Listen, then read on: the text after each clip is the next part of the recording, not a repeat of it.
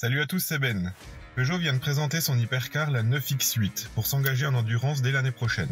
Faisons un petit tour de l'histoire de Peugeot en endurance et une petite présentation des pilotes qui seront dans l'équipe.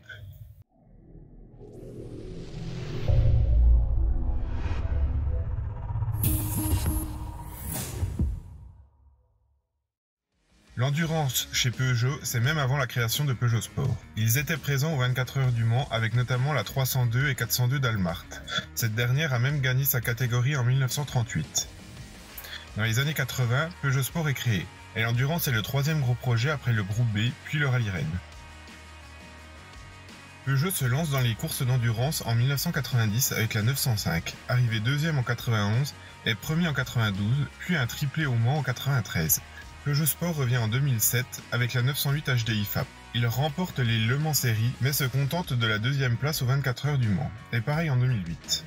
En 2009, Peugeot revoit la voiture et signe un doublé aux 24 heures du Mans, puis remporte les 1000 km de Spa, et la course Petit Le Mans. En 2010, pas de 24 heures du Mans à cause d'un problème mécanique, mais vainqueur sur 4 autres courses. En 2011, pour la dernière année en endurance, Peugeot remporte le titre constructeur de la saison ILMC. Le 13 novembre 2019, Peugeot annonce son retour en championnat du monde d'endurance, au début avec Rébellion, mais suite au retrait de ces derniers, Peugeot avec Total se lance dans la catégorie Hypercar.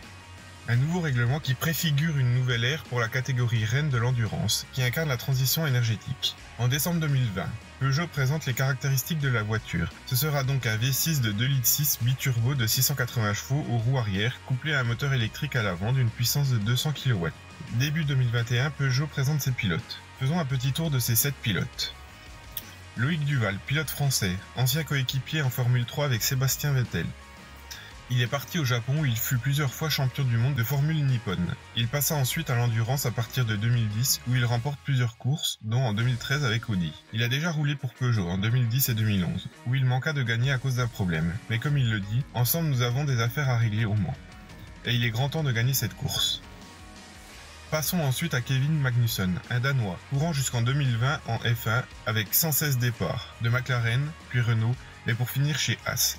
Il suit les traces de son père en endurance, et il a pour ambition de gagner la mythique course des 24 heures du Mans. Un deuxième français dans l'équipe avec Jean-Éric Vergne.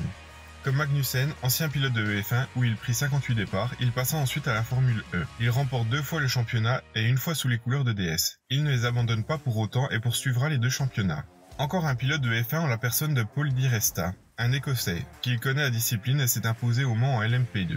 Ensuite, nous retrouvons un autre Danois, Mikkel Jensen, vainqueur en LMP3 en 2019 et deuxième en LMP2 en 2020. Il a déjà roulé avec Jean-Éric Vergne et connaît très bien Paul Di Resta.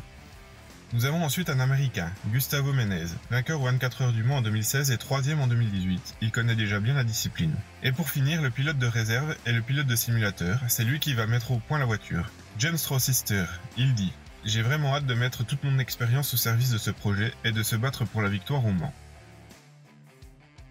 Peugeot a demandé aux pilotes quelle voiture Peugeot ils rêveraient de conduire. Et la plupart ont répondu la 905 ou la 908, preuve que l'endurance coule dans leurs veines. Passons maintenant à la 9X8. Le 9 initial caractérise les véhicules de compétition extrême de la marque, tels que les Peugeot 905 et 908. Le X évoque les technologies de traction intégrale et l'hybridation. Quant au 8, c'est le chiffre qui ponctue toutes les appellations contemporaines de Peugeot. 2 Peugeot 9X8 feront leur entrée dans le championnat du monde d'endurance FIA WEC en 2022. Au-delà de la silhouette et de l'allure générale qui est agressive et qui se reconnaîtra très facilement sur la piste, l'équipe de design a travaillé sur l'intégration des codes propres à la marque de Peugeot. On remarquera notamment les 3 griffes dans les phares avant bien sûr, qu'on retrouve sur la 208 et 2008, ainsi que la calandre typique de Peugeot Sport qu'on voit sur la 508 PSE. Les couleurs de présentation font aussi écho aux couleurs de cette dernière. Et derrière, on retrouve les 3 griffes présentes depuis la première 208. Du point de vue aéro, les équipes de Peugeot Sport ont réussi à le rendre tellement optimal qu'ils n'ont même pas eu besoin d'installer un aileron. L'habitacle aussi a été très travaillé, avec la présence du e-cockpit et les couleurs de Peugeot Sport. Ce qui est tout nouveau dans la catégorie. D'habitude, l'habitacle est sobre et noir. Là, on retrouve le vert kryptonique partout. Le résultat n'a pas manqué de surprendre et de ravir les futurs pilotes de la 9X8. C'est un nouveau monde, on n'a jamais vu ça, et ils ont hâte de la conduire et de la faire gagner. Si on refait un point sur la fiche technique de la Peugeot 9X8, nous avons un engagement dans la catégorie LMH, Le Mans Hypercar, une longueur de 5 mètres, une largeur de 2,8 m, une hauteur de 1,18 m, un empattement de 3,4 m et un poids limité par la réglementation à 1030 kg. Niveau motorisation, nous avons donc le V6 de 2,6 litres biturbo ouvert à 90 degrés de 680 chevaux. Peut-être sur la base du V6 ES, et une transmission en boîte séquentielle à 7 rapports. Sur le train avant, nous avons un moteur électrique de 200 kW plus un réducteur.